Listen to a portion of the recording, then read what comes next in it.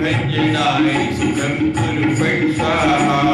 ओम नमो हनुमते भयभंजनाय सुखं कुरु फट् स्वाहा। ओम नमो हनुमते भयभंजनाय सुखं कुरु फट् स्वाहा। ओम नमो हनुमते भयभंजनाय सुखं कुरु फट् स्वाहा। ओम नमो हनुमते भयभंजनाय सुखं कुरु फट् स्वाहा। ओम नमो हनुमते भयभंजनाय सुखं कुरु फट् स्वाहा। ओम नमो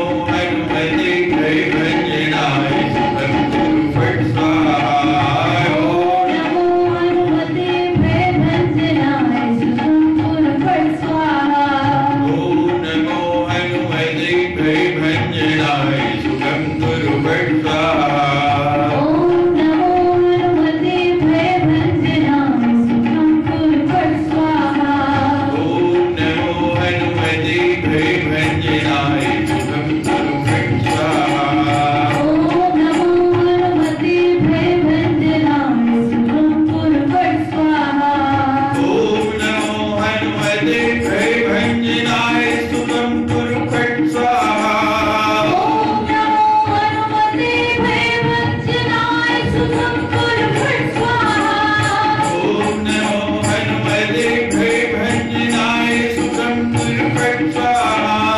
ओम नमो हनुमते भयभंजनाय सुखं कुरु फट् स्वाहा।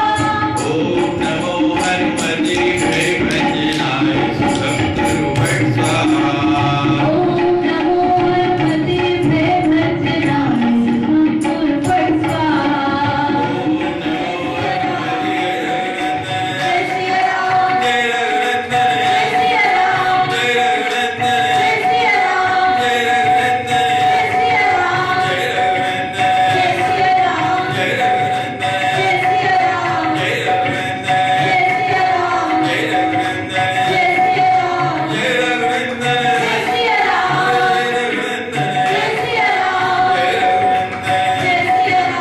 सिया वीर बजरंगी हर नाथ भगति अति सुखदाय।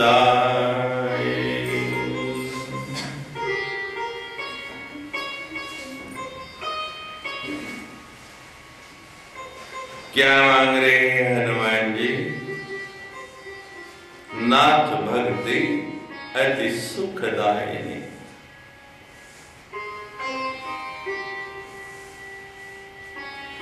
सदगुरु के पास जाएं तो 4 वस्तुएं बताएंगे। कौन कौन सी?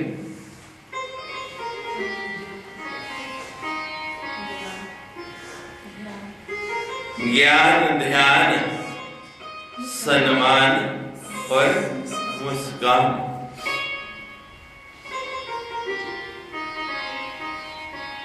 सम्मान, आजकल हर व्यक्ति सम्मान चाहता है। लोग ईर्ष्या कहते हैं कि संसार में मेरा बहुत नाम हो।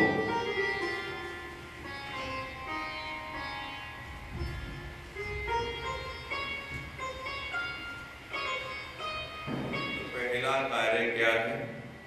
जब हम किसी से मान देना, जब हम किसी को मान देते हैं तो वो भी हमें मान देता है। इसलिए शब्द आया है सम्मान, सम्मान।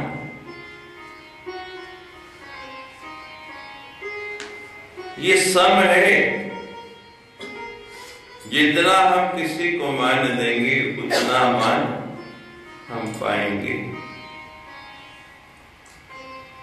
भगवान हनुमान जी को मान दे रहे हैं और हनुमान जी भगवान को मान दे रहे हैं। भगवान कहते हैं कि हनुमान जो आपने कार्य किया ये दूसरा कोई कर ही नहीं सकता। और हनुमान जी क्या कहते हैं? सो सब तव प्रतापे रघुराई, कि भगवान मेरे नहीं आपके द्वारा ये कार्य पूर्ण हुआ है, ये आपकी ही कृपा है। हम मान चाहते हैं लेकिन मान मिलता नहीं। क्यों नहीं मिलता? हम मान देते नहीं। सदगुरु ये बताता है आपको कि यदि आप मान चाहते हैं तो पहला कार्य क्या करो? मान दो। सदगुरु को हम मान देते हैं जितना, सदगुरु के प्रेम का स्तोत्र उतना अधिक उमड़ता है।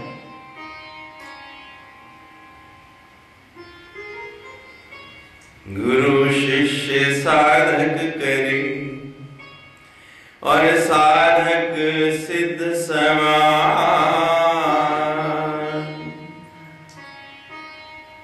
गुरु क्या कहता है? साधना करने सिखाता है और साधना करते करते क्या बना देता है? हमेशा संसार में बहुत से सिद्ध हुए हैं और बड़े बड़े प्रसिद्ध हुए हैं। सिद्ध बनना कोई कठिन काम नहीं है, बहुत सरल काम है। आप देखते हैं बड़े बड़े वामाचार वाले भी सिद्ध हैं, बड़े बड़े शावर मंत्रों की साधना करने वाले भी सिद्ध हैं, बहुत बहुत नाम भी हैं उनके। लेकिन काम क्या करते हैं? तो गुरु यहां पर और संशोधन करता है।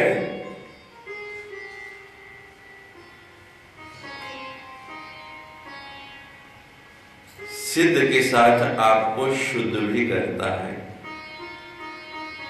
सोना बहुत सुंदर धातु है, लेकिन जब तक शुद्ध नहीं किया जाता तब तक धारण नहीं किया जाता। पारद में बड़े गुण हैं, लेकिन पारद को आप भक्षण नहीं कर सकते, खा नहीं करते।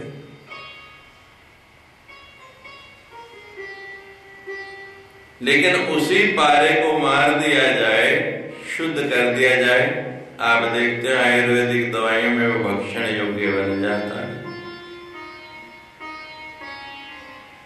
तो गुरु सिद्ध नहीं, आपको शुद्ध भी कहता है।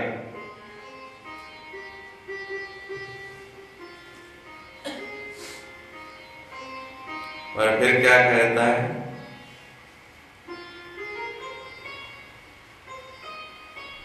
आपको पात्र बना के शिक्षा देता है, फिर दीक्षा देता है और दीक्षा के बाद भिक्षा भी देता है। पहले शिक्षा दी कि आप कैसे मान पा सकते हैं, संसार में आपका सम्मान कैसे बनेगा, और उसके लिए दीक्षा दी कि भगवान का आराधन करो, शुद्ध रीति से जप करो, मंत्रों का प्रयोग करो। ये दीक्षा भी दी। और फिर दीक्षा करने के बाद क्या करता है? जब देखता है कि अब आप उसके पात्र बन गए, तो फिर उस पात्र में भिक्षा भी डाल देता। और भिक्षा में क्या डालता है? भिक्षा में भगवान को ही डाल देता है। बहुत से प्रकरण आपने सुने, रामचरितमानस में सुतीक्ष्ण का प्रसंग है कि जो गुरु ने नहीं पाया वो शिष्य को प्राप्त कर देता है, अपने से भी अधिक सम्मान देता है। आपने गुरु को मान लिया, गुरु ने आपको कितना बड़ा कर दिया। यदि हम सम्मान चाहते हैं, सम्मान पाना चाहते हैं समाज में, तो सबसे पहले सम्मान देना सीखो।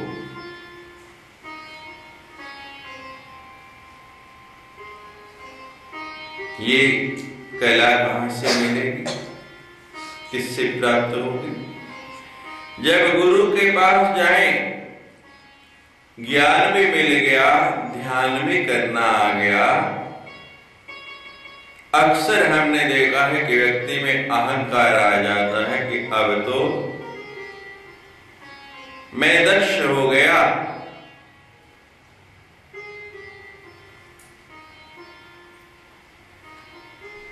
और जहां ये भाव आया कि मैं दक्ष हो गया, तभी अहंकार आ जाता है।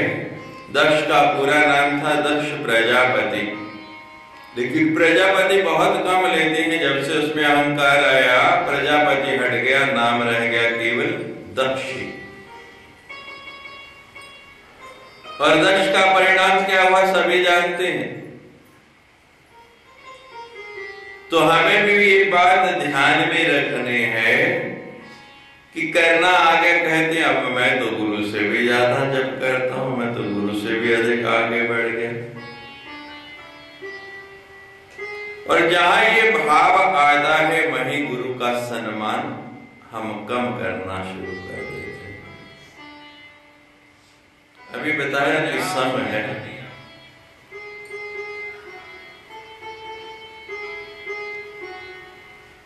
जितने दीपक जलाएंगे उतना ही प्रकाश होगा। हम बाद में बुझाते हैं, अपना वहां पहले बुझ जाता है।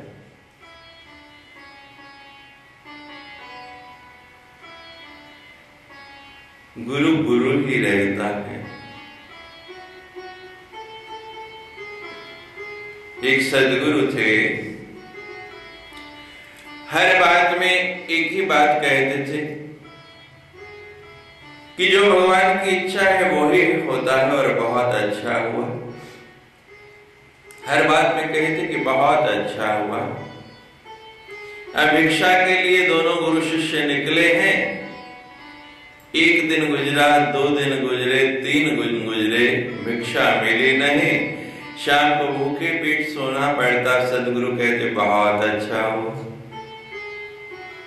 2 दिन तो शिष्य को अच्छा लगता रहा, तीसरे दिन कहता है खाक अच्छा हुआ, 3 दिन से भोजन नहीं मिला, पेट की बुरी गति हो रही, आपके साथ रहा तो यही होगा।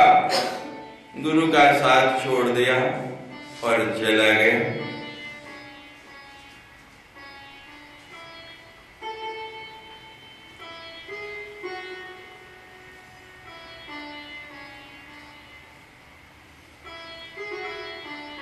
गुरु कहते हैं बहुत अच्छा हुआ।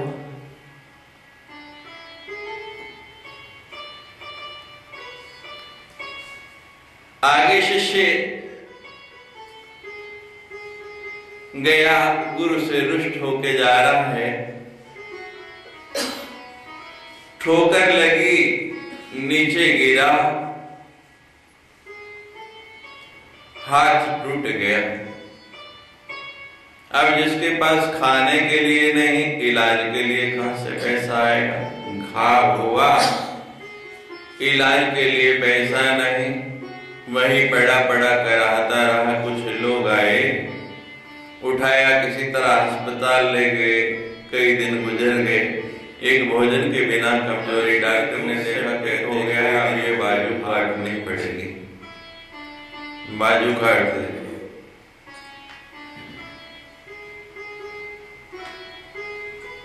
हाथ काट दिया उसका।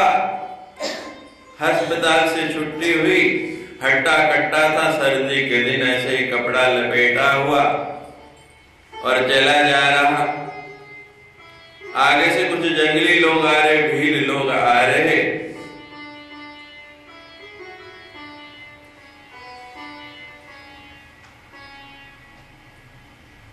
पकड़ के ले गए कि आज यज्ञ में इसी की बलि देंगे, आज इसकी ही बलि दे देनी है।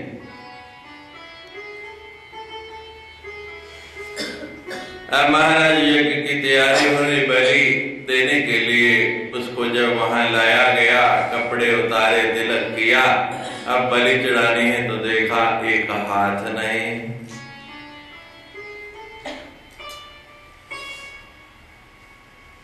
जब यहाँ आया तो यही विचार कर रहा था कि आज मेरे गुरुजी होते ना तो मेरा हाथ कटा तो भी वो यही कहते, उनको तो आदत है हर बात में कहने की कि बड़ा अच्छा हुआ। अभी तक ये भाव था। अब बलि देने की तैयारी होगी, कहते गुरुजी अब भी कहते कि बड़ा अच्छा हुआ, इसकी बलि दी जा रही है। लेकिन जैसे ही कपड़े उतारे, तिलक किया, बलि देने के लिए उसको उठाने लगे तो देखा हाथ कटा हुआ। कहते ये तो खंडित है, इसकी बलि नहीं हो सकती। बोध हो गया, एकदम याद आया कि गुरुजी ठीक थे, मैं गलत था। अंदर से फिर ज्ञान उपजा, फिर गुरु का ध्यान किया, ढूंढते ढूंढते पहुंच गया सदगुरु के पास। सारी कहानी सुना दी। गुरुजी कहते हैं बहुत अच्छा हुआ। फिर दिमाग घूम गया, मैंने बड़ी गलती की। कहते गुरुजी मैं आपको कहते नहीं बहुत अच्छा हुआ तो मुझे छोड़ के चला गया।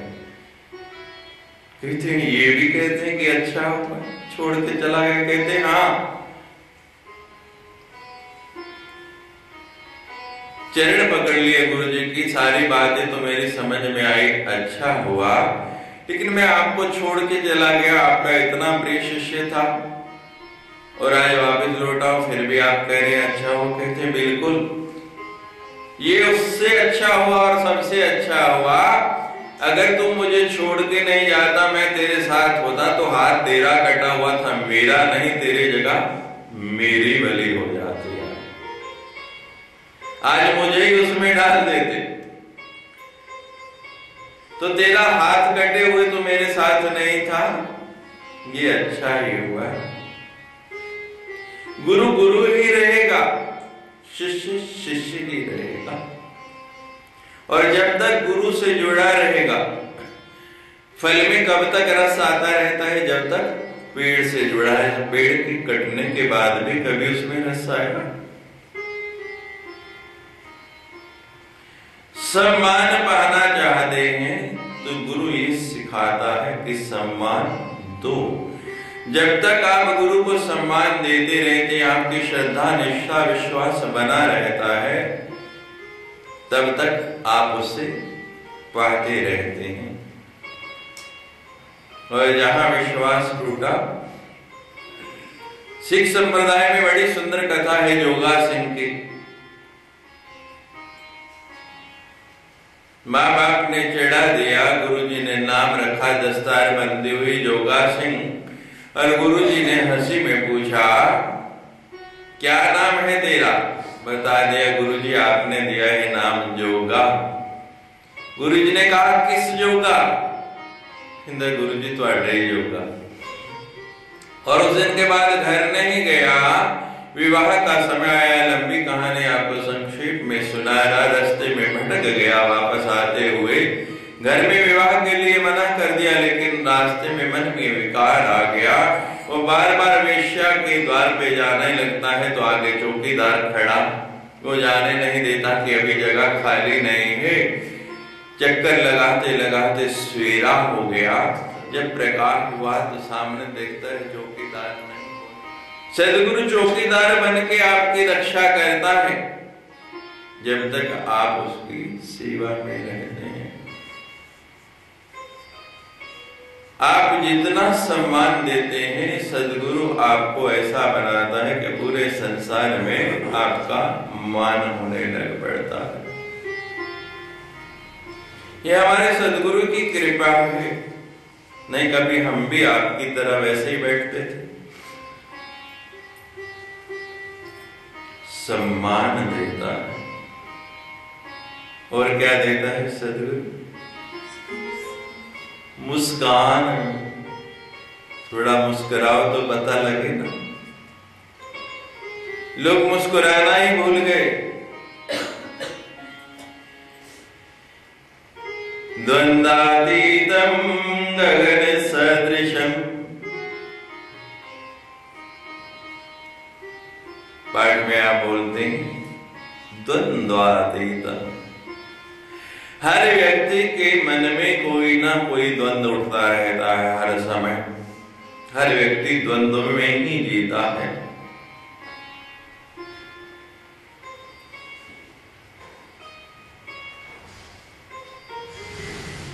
हर समय दुविधा है।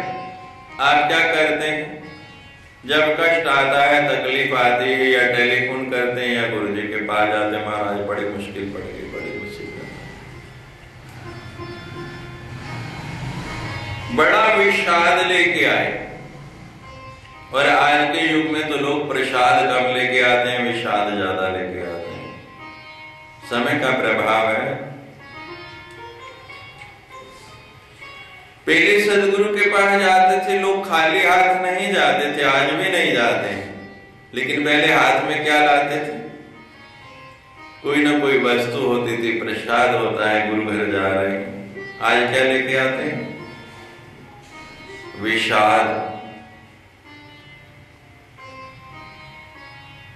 क्योंकि लोगों के पास वही बढ़ता जा रहा है, हर चीज बढ़ती जा रही है। जैसे जैसे भौतिक सुख बढ़ता है वैसे वैसे सदगुरु क्या करता है?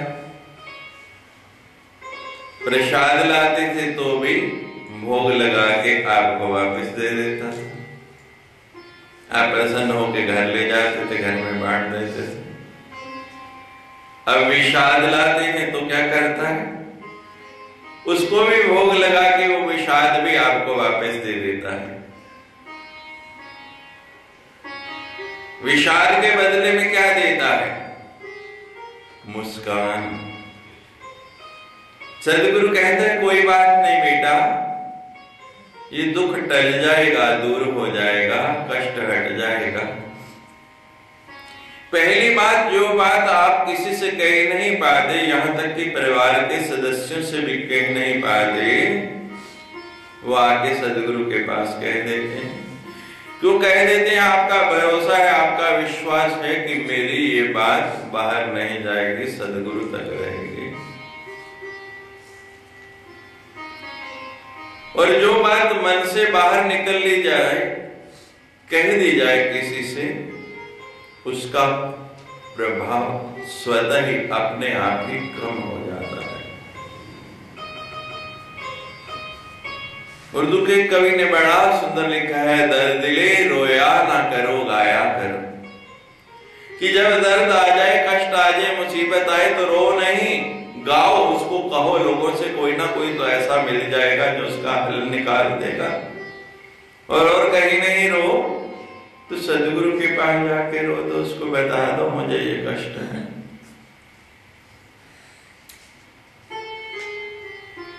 सदगुरु उस कष्ट को ले लेता है। आपके कष्टों को अपने ऊपर लेके अपने सुख आपको देता है। संसार में कोई व्यक्ति ऐसा नहीं मिलेगा जो आपके दुख लेके दुख के बदले सुख दे। भगवान शंकर सृष्टि तांडव रचयिता नटराज राज नमो नमः।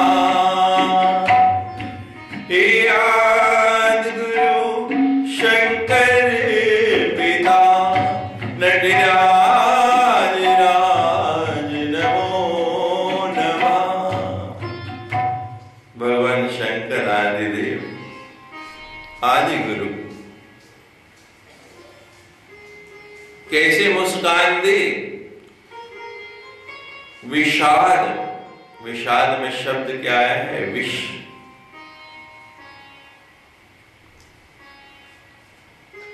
सब चिंतित है, कितने परेशान है, सबके चेहरों पर मलिनता आ रही। इतनी मेहनत की, इतना प्रयास किया और निकला विष। कोई पीने को तैयार नहीं। गुरुदेव आए, आदि गुरु आए।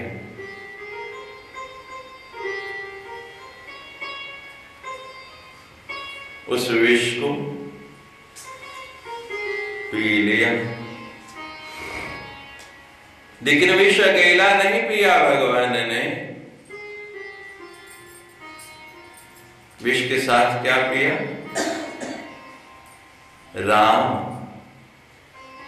विष के साथ राम पिया तो विष का प्रभाव खत्म हो गया। विष और राम को जोड़ो तो क्या बनेगा? विश्राम। विश्राम पाना चाहते हैं, विष तो संसार का है ही। सदगुरु क्या कहते हैं? कोई बात नहीं, कष्ट आया भगवान का भजन जब आए, सदगुरु क्या करता? उसमें राम मिला देता। कहता ये राम मिला के पियो, इसमें विश्राम हो जाएगा। आप आए थे तो कैसे थे और जाते हैं तो कैसे? जब आए थे उस समय आपका चेहरा कैसे था, भाव कैसे था, मन कैसा था, और जब जा रहे हैं कैसा होता है? सत्संग में आते हैं, किस परिस्थिति से आप आ रहे हैं, आपकी मनोदशा क्या ही, लेकिन यहां से जाते हुए क्या होती? तो सदगुरु क्या देता है आपको? मुस्कान। मुस्कुराना चाहते हैं, जीवन में हंसना चाहते हैं, तो सदगुरु के चरणों से प्रीति रखो। जितनी प्रीत आप बढ़ाएंगे, और प्रीत भी कैसे बनानी है? चातक जैसे। मेघ देखा और चातक शुरू हो जाता है। वर्षा हो या नहीं, वो जल बरसाए या पत्थर बरसाए, इससे कुछ नहीं लेना। मेघ आ गया, ऐसे में प्रसन्न है, क्योंकि उसको पता है कि यदि मैं पात्र हूं तो मुझे वो मिलेगा जिसकी चाहत है, और अगर मैं पात्र नहीं हूं तो कितना भी प्रयास कर लूं वो मुझे मिलने वाला नहीं। तो सदगुरु पहले ज्ञान देता है, फिर ध्यान बताता है कैसे ध्यान करना है, फिर सम्मान देता है आपको। क्योंकि जब आपने सदगुरु से सब सीख लिया, आप उसके ही जैसे बन गए। सम्मान तो कहता है ये मेरी श्रेणी में उतर रहा है, मेरी कक्षा में उतर रहा है। अब एक प्रोफेसर पढ़ा रहा है जो आपको डिग्री है, उसके पास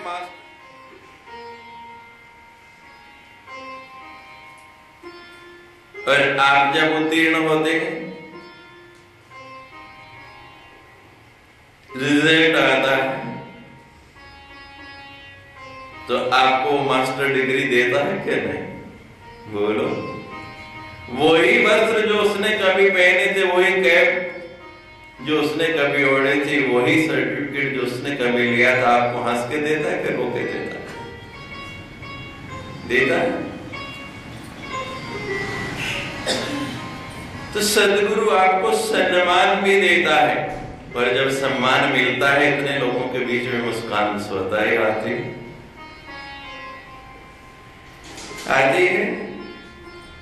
तो हनुमान जी क्या मांग रहे हैं? नाथ भगति अति सुखदायिनी। सदगुरु के पास जाके क्या मांगना है? विषय यहां से शुरू हुआ था। जो हम संसारिक वस्तुएं मांगते हैं उनको नहीं मांगना। किसको मांगना? ये आपने सुन लिया। अब अपनी मांगने की आदत बदलो। हनुमान जी ने क्या मांगा? भक्ति। और भक्ति भी आपको बताया था, कौन सी भक्ति मांगी? सुखदायिनी भी नहीं, अति सुखदायिनी।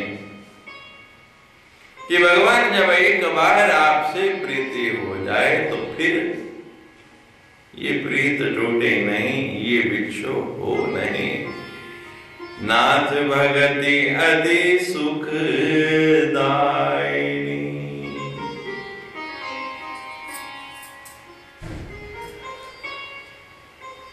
अब अगला विषय हमारा आता है, कहां मांगना है? किस जगह पर मांगना चाहिए, मांगने का स्थान कौन सा है। हर जगह मांगा नहीं जाता।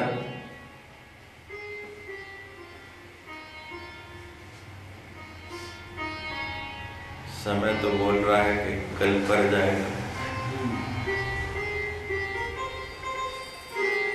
तो कल चर्चा करेंगे कहाँ मांगना है और उसके बाद फिर कैसे मांगना है। अगली अर्धाली जो है उसमें यही बताया गया है कि कैसे मांगना है, लेकिन पहले कहाँ मांगना है ये कल का विषय रहेगा। जयकारा हरे हरे महादेव।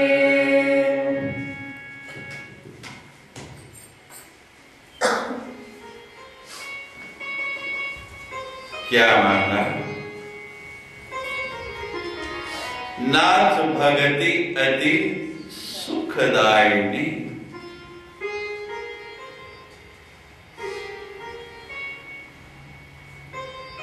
और मांगी कैसे?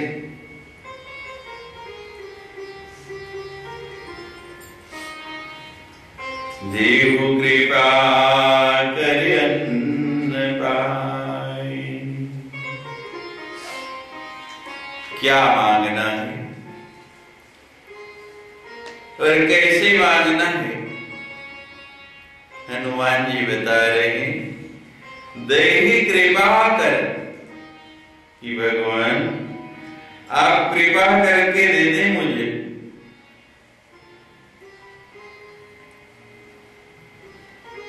क्यों? क्योंकि ये ऐसी वस्तु है जब मिल जाती है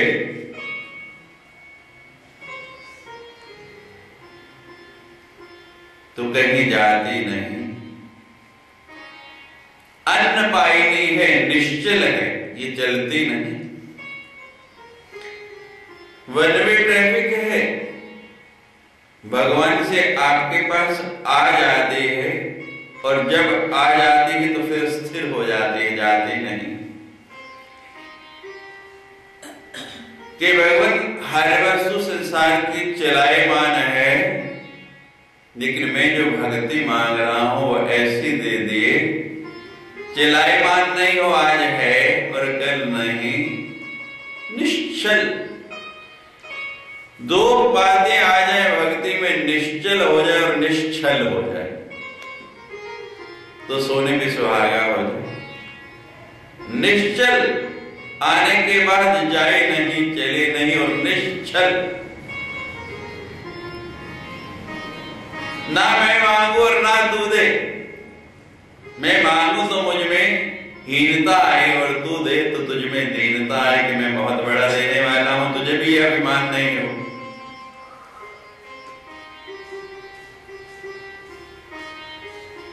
बार बार वर मांगियो हर्ष देव श्री अन्न पायनी भक्ति सदा,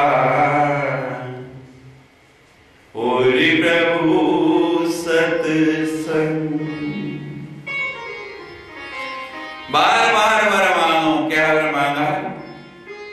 क्या चाहिए वरदान में?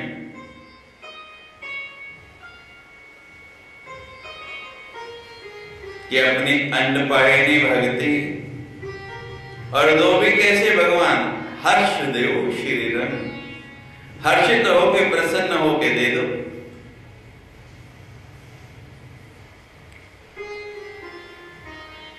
हनुमान जी ने कहा केवल भक्ति, इसके सिवा और कुछ नहीं, आप भी ऋण हो जाएंगे और मेरा भी काम हो जाएगा। ये संसार की सबसे बड़ी संपदा है। भक्ति मिल जाए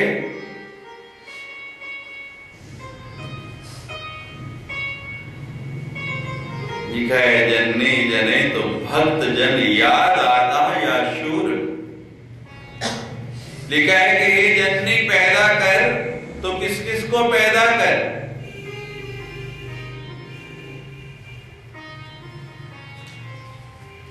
या दाता या शूर।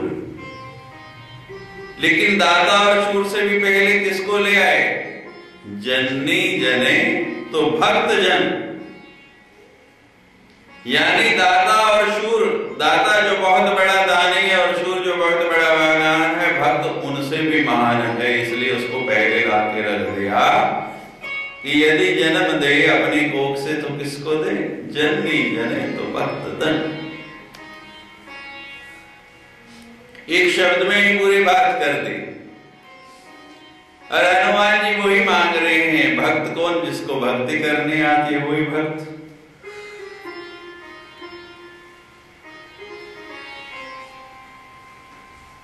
अब मांगा कहां, ये सबसे बड़ा महत्वपूर्ण कि कहां मांगना है।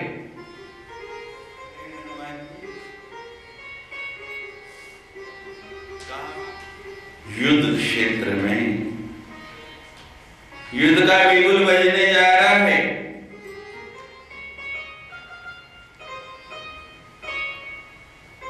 सो सब तब वृथा पर बुलाई नाथ ने कछु मोरे प्रभुताय। और अभी आगे कि आप विलंब के कारण कीजिए। युद्ध की भेरी बजने जा रही है। रण क्षेत्र में मांगा। महाभारत का प्रसंग याद कीजिए। सदा साथ रहे भगवान। जब जब विपत्ति आई तब तब आते रहे, लेकिन पांडवों ने कभी कुछ मांगा? कोई वस्तु मांगी? कभी कुछ नहीं मांगा। युद्ध की घोषणा हो गई, युद्ध की तैयारी हो गई है। दुर्योधन भी खड़े हैं और अर्जुन भी खड़े हैं। दुर्योधन ने मांगा, अर्जुन ने मांगा नहीं मांगा। ये दुर्योधन के शब्द हैं। भगवान कहने लगे दोनों पहले आए हैं, क्या चाहिए? अर्जुन कुछ नहीं बोला। दुर्योधन कहता है महाराज पहले मैं आया हूं। भगवान कहते हैं कि पहले अर्जुन पर मेरी दृष्टि पड़ी, लेकिन वो कहता है मैं आया हूं इसलिए अधिकार मेरा है।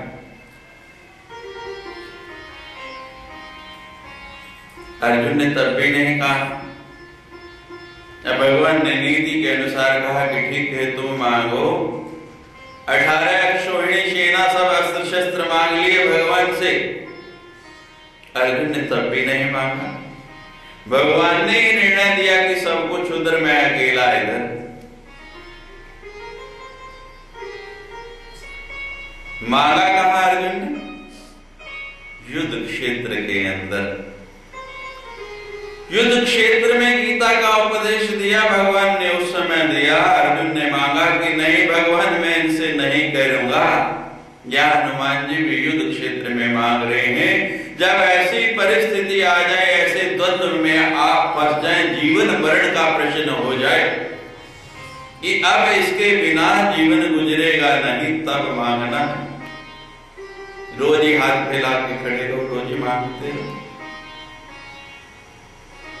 हनुमान जी बड़ा ही सुंदर बोध दे रहे हैं कि कहां मांगना है? रण क्षेत्र के अंदर। और रण क्षेत्र में दो ही बातें होती। क्षत्रिय पीठ नहीं दिखाता,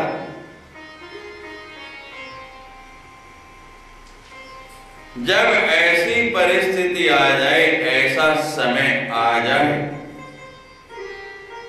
कि मांगने की सिवा अब कोई चारा नहीं, जहां अपने प्राणों पर बनाए, उस समय मांगो। रोज मांगने की आदत छोड़ दो। अब रण क्षेत्र के अंदर हनुमान जी ने कहा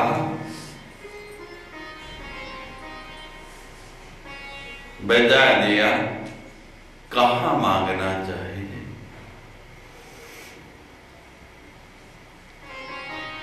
कैसे मांगना चाहिए?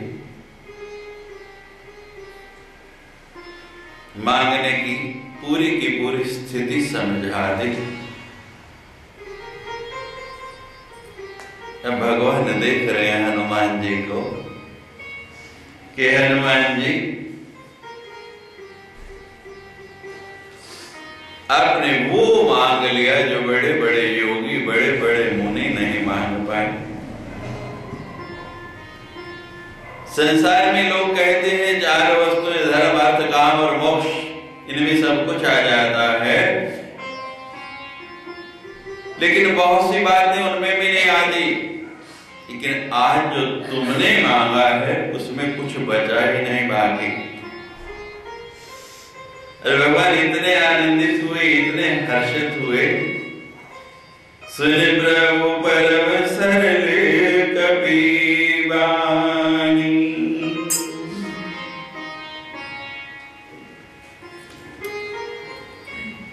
सुन प्रभु हर्ष, भगवान इतने हर्षित हुए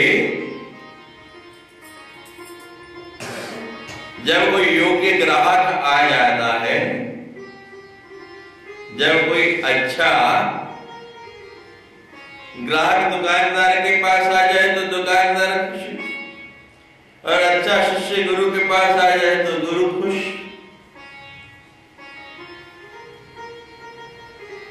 और भगवान के पास ऐसा भक्त आ जाए तो भगवान को खुश होना है। सुन प्रभु हर्षे, भगवान कहते हैं मैं देता रहा, लेकिन ऐसा तो किसी भी ने नहीं मांगा। ऐसा विचारवान, ऐसा विवेकवान दूसरा कोई नहीं आया। और हनुमान जी तो हैं, हनुमान चालीसा में पढ़ते हैं बुद्धि विवेक विज्ञान निधाना। विवेकाधिष्ठित बुद्धि है, और कितनी सरल तरीके से मांगा हनुमान जी ने। सुन प्रभु हर्ष, सरल कपि वाणी। हनुमान जी की सरलता को देख के भगवान बड़े प्रसन्न हो गए, और भगवान ने एक क्षण भी देर नहीं लगाई, क्योंकि अभी पिछले दोहे में आप सुन रहे कि भगवान तो बड़े चिंतित हैं कि हनुमान जी का कर्जा कैसे उतारूं, ये कैसे उतरेगा।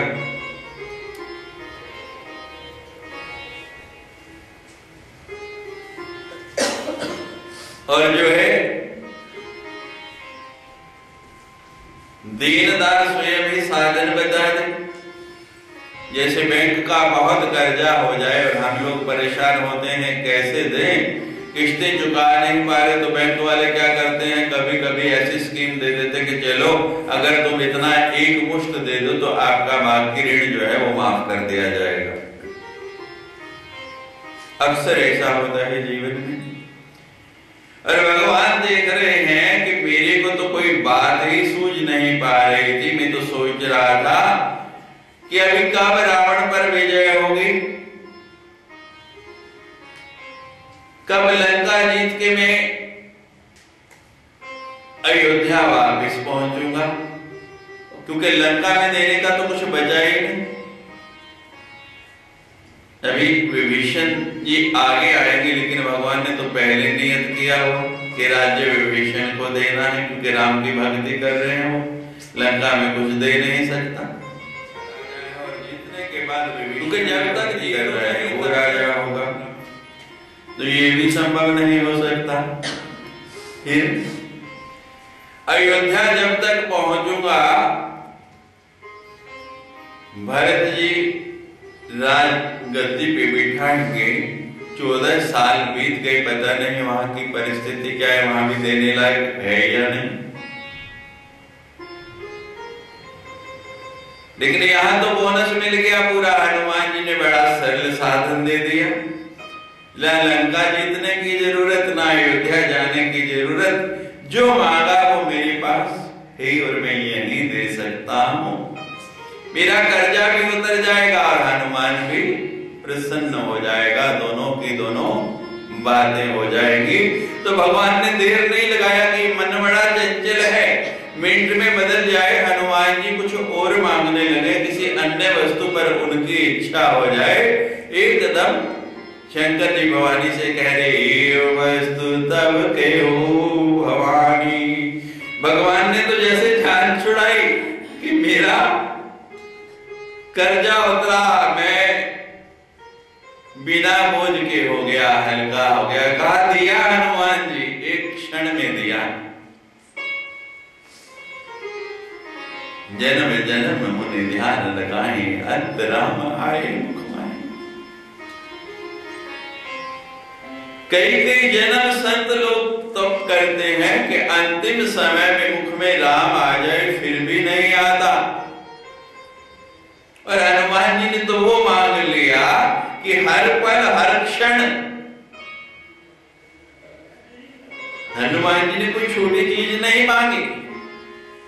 भगवान सोच रहे हैं कि मेरा कर्जा उतर रहा है, और हनुमान जी सोच रहे हैं कि मुझे वो मिल गया जो किसी संत मुनि को भी नहीं मिला।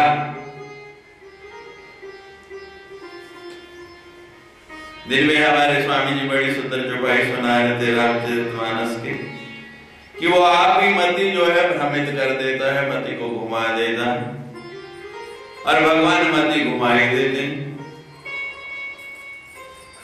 अंत समय मति में आने ही नहीं देते, ऐसी मति भ्रष्ट हो जाती है। भरत जैसा विद्वान जो है वो भी मृग के मोह में फंस गया, और अंत में वही कहते मरा, अगले जन्म में मृग बनना पड़ा। तो हनुमान जी ने तो यही मांग लिया कि मेरी मति जो है भ्रमित नहीं हो, अंत तक मेरी मति इसमें स्थिर रहे, और मैं आपका नाम अन्नपायिनी भक्ति, जो योगी नहीं पा सकते, वो हनुमान जी पा गए। और भगवान ने बड़े प्रसन्न आ गए कि देखो, बड़े आनंदित हो गए। और शंकर जी बताते बताते पार्वती को इशारा भी दे रहे कि हनुमान जी कौन है? रुद्रावतार। मेरे ही अवतार है ना, तभी इतने समझदार हैं, तभी ऐसा वर मांगा।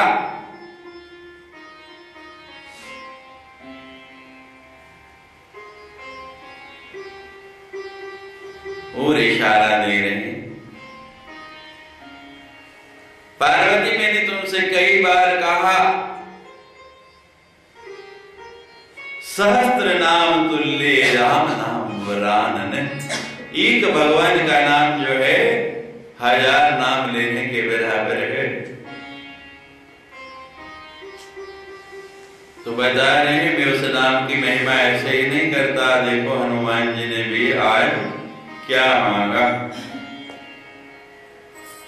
तो बड़ी सुंदर इस कथा को आगे बढ़ाते, उमा राम सुभाऊ जी जाना, ताई भजन तजी भाव नहीं आना। और भवानी का विश्वास दृढ़ कर रहे हैं, भवानी को और पक्का कर रहे हैं। भोलेनाथ कहते हैं, उमा राम स्वभाव जी जाना। हे उमा, जिसने राम का स्वभाव जान लिया, हम व्यक्ति को जान लेते हैं, ये बड़ा सरल है। किसी व्यक्ति से जान पहचान बनाना बहुत सरल है, लेकिन उसके स्वभाव को जान पाना ये बहुत कठिन है।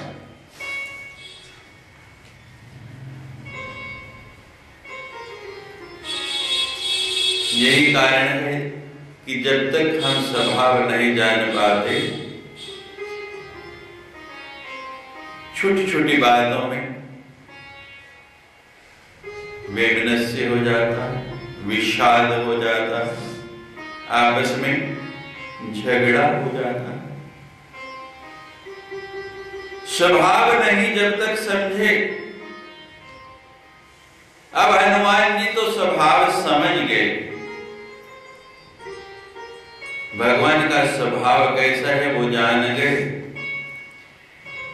कि भगवान जब तक चाहते हैं तो अपना बनाए रखते और जब नहीं चाहते तो अपने से दुराव भी कर देते हैं। इस स्वभाव को भगवान के वो जान गया। थोड़ा सा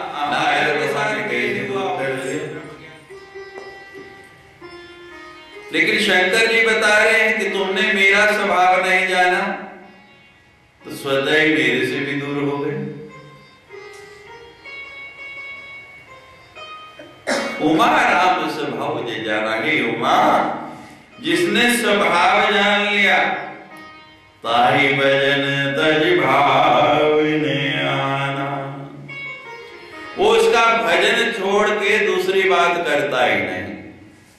भजन का मतलब क्या? भजन का अर्थ क्या है? भजन रोज गाते हैं आप, रोज बोलते हैं। भजन का अर्थ क्या है, भाव क्या है? कभी ये भी विचार किए भजन शब्द कैसे बना? भजन है कि किसी नाम को निरंतर जपना, जिसका भंजन ना हो, जो टूटे ना, जिसमें एक रास्ता रहे।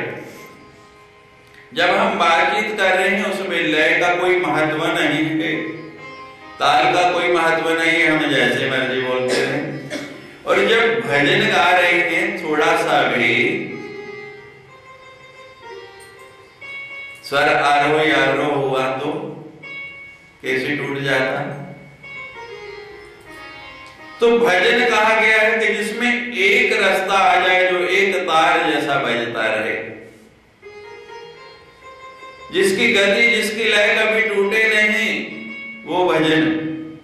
खाली गाना ही नहीं, भजन बहुत ऊंचा शब्द है, भजन को समझना है। भजन गाते गाते हम स्वयं भजन हो जाएं, उसमें ऐसे लय हो जाएं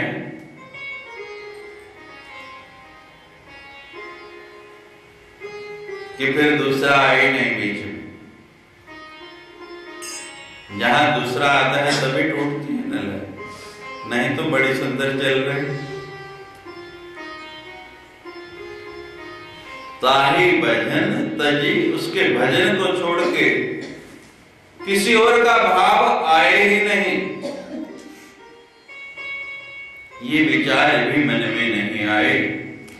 ये समाद जासू रघुपति चरण भगति सोई पावा। यदि बस इतनी सी बात जिसकी समझ में आ गई।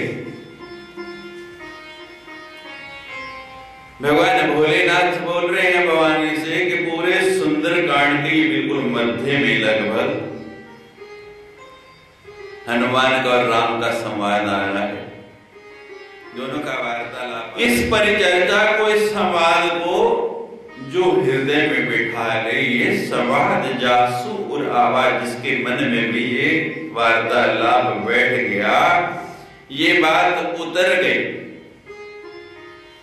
जिसने इस बात को हृदयंगम कर लिया, जिसने इस बात को मान लिया, कहना बड़ा सरल है, मानना बहुत कठिन है। रघुपति चरण भगति सोई पावा। भगवान के चरणों की भक्ति केवल वो ही पा सकता है।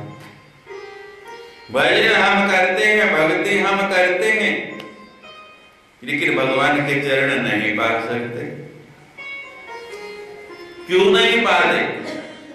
स्पष्ट उत्तर दे दिया, बिल्कुल साफ लिख के, कि क्यों हमें भक्ति करने के बाद भी, भजन करने के बाद भी उनके चरणों का स्नेह नहीं मिलता, वो आशीर्वाद नहीं मिलता। क्यों नहीं मिलता? या हमारे भजन में कमी है, या हमारी भक्ति में कमी है। हमारी भक्ति अभी अन्नपायनी नहीं हुई। जो भक्ति हनुमान जी मांग रहे हैं, जिस स्तर की वो बात कर रहे हैं, हम उस पर नहीं पहुंचे। और हमारा भजन तज भाव न आवा, ऐसा नहीं हुआ, अभी ऐसा नहीं बना भजन करते करते भी, वो शब्द बोलते बोलते भी जब तक हम स्वयं वो ना हो जाए,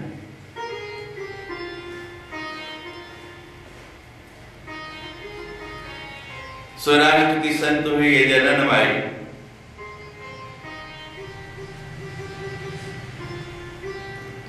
संत पहुंचे, जननबाई भजन करते हैं, कहते हैं बहुत।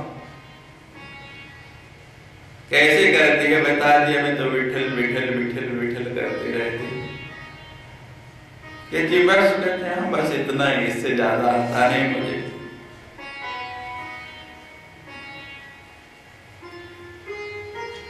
संत कहते हैं देखो मैं बताता हूं कैसे होता है। संत ने विठल बोला तो जितने रोम थे ना, उन रोमों से आवाज आने लगी, विठल विठल विठल।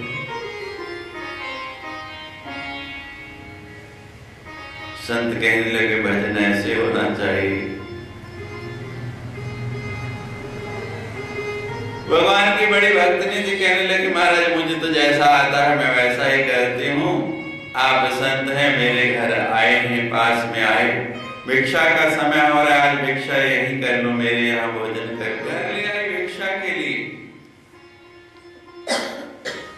महाराज आप आसन ग्रहण कीजिए, मैं गरम गरम रसोई बनाती हूँ आपको। गांव की महिला थी, उपले बनाती थी गोबर के, गोबर के कंडे बना के उनसे खाना बनाती थी। गोबर जब उपले बनाने, गोबर को इकट्ठा करके तो भी भगवान का भजन राम राम बोलती थी। संत आसन करके बैठ गए, वो भोजन की तैयारी करने लगे और राम राम राम राम करे। तो जितने भी उपले चारों तरफ पड़े थे वो भी बोले राम राम राम। संत के जननबाई को अकेली नजर आ रही, ये आवाज कहां से आ रही, दूसरा कौन बोल रहा है, कोई और भी है यहाँ? नहीं महाराज मैं तो अकेली हूँ, आवाज कहां से आ रही? कहते महाराज आपके रोम रोम से आवाज आती है, मेरी उपलों से भी आवाज आती है, ये भी राम राम बोलते हैं। भजन करते करते मैं भी भजन हो जाऊं, सुध ही नहीं रहे। गोराम महाप्रभु भगवान का भजन करते करते ऐसे मस्त हो जाने, सुध ही नहीं।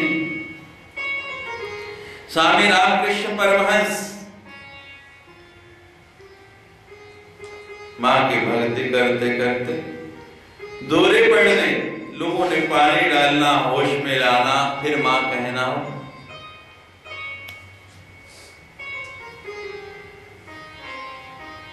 ताही भजन तज भावना।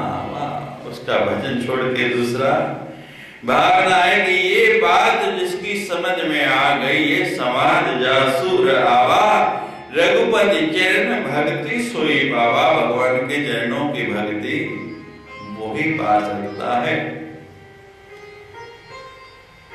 भगवान के चरणों से वही लगेगा, भगवान के चरण उसको ही प्राप्त होंगे जो इस परिस्थिति में पहुंचेगा। सुन प्रभु भजन कही कवि वृंदा, जय जय जय कृपाल सुख कंदा। सुने भगवान ने जैसे ही कहा एवं वस्तु कि ऐसा ही होगा, जितने मानव थे वो तो नाचने लग पड़े, कूदने लग पड़े कि आज हमारा जो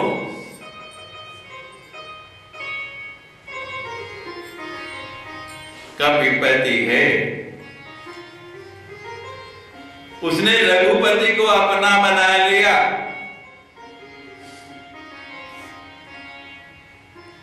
जो हमारे पति का बन गया वो हमारा हो गया। कहते कपिपति को रघुपति को अपना बना लिया। आज हनुमान जी ने अपना बना लिया, भगवान ने कह दिया कि वही होगा। इतने हर्ष हुए, इतने प्रसन्न हुए, पूरे का पूरा जो उनका झुंड था, समूह था, जोर से जय घोष करने लगा भगवान का। जय जय जय कृपाल सुख कंदा।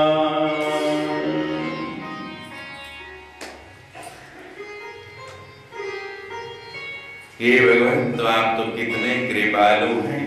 हम वानरों पर भी, इतने छोटे जीवों पर भी आपने इतनी कृपा की, इतना स्नेह दिया। तब रघुपति का विपति ही बुला, कहा चले कर कर हुवना।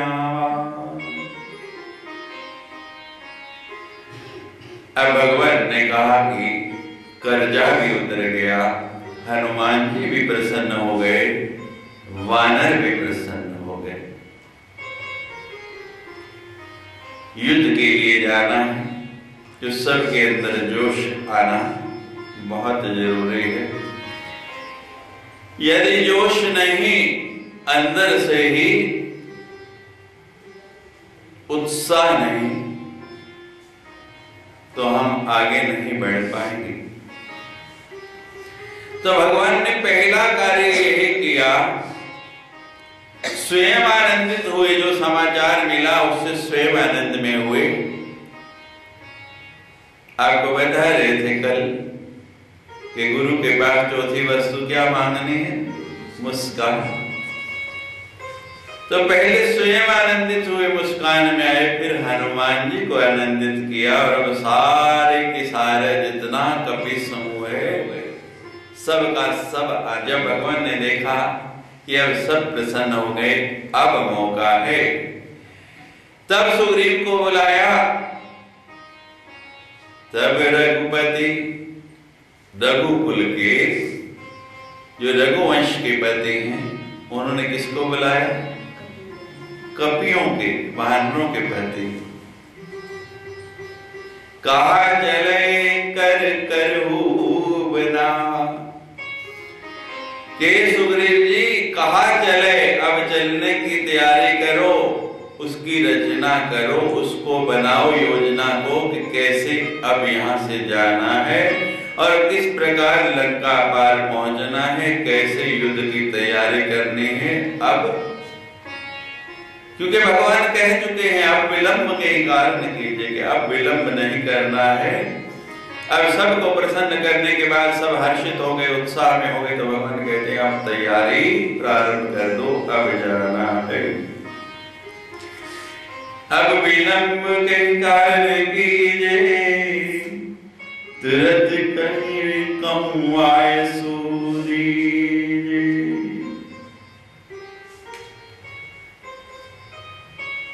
अब कोई देरी करने का कारण नहीं है।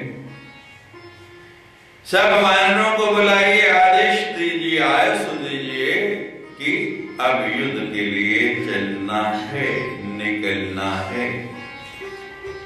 और जब ये तैयारी होने लगी, कौतुक देख सुमनी बहुवर्षी, नवदे भवन चले सुर हर्षी। मैंने बताया था आपको कि जब राज्याभिषेक हुआ तब फूल बरसाए, और अब इतना कुछ होने तक नहीं, जब देखा सारा काम हो गया तब तक तो आकाश में खड़े हैं कि पता नहीं क्या होगा क्या नहीं।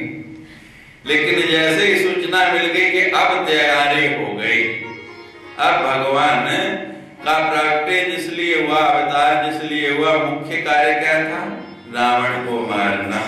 देवताओं ने जब प्रार्थना की, विनय की, तो किस लिए गए कि प्रभु आप अवतार लेके रावण को मारिए, और वो कार्य हो नहीं रहा है। राज्य पर में भटक रहे हैं और कोई युद्ध वाली स्थिति नहीं बन रही।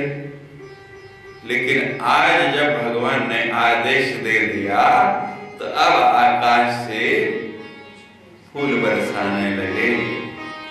कौतुक देख सुमन बहुवर्षी, नवदे भवन चले सुर हर्षी। आकाश अपने अपने घर, अपने अपने भवन में। ये नहीं कि हम भी नीचे उतरे और चले भगवान के साथ। कहते हैं हमारा काम हो गया, अब हमारा काम होने जा रहा है, बस ठीक है, अब हमें चलते हैं, जाके आराम करते और भगवान लड़े। हर व्यक्ति की परिस्थिति यही है, अपनी विपदा आके भगवान को सुनाई और जाके आप आराम से सो गए, तुम लड़ो, तुम करो। कभी बदी में बुलाई आए जूत पे जूत, नाना वर्ण अतुल बल बानर भालू बरू।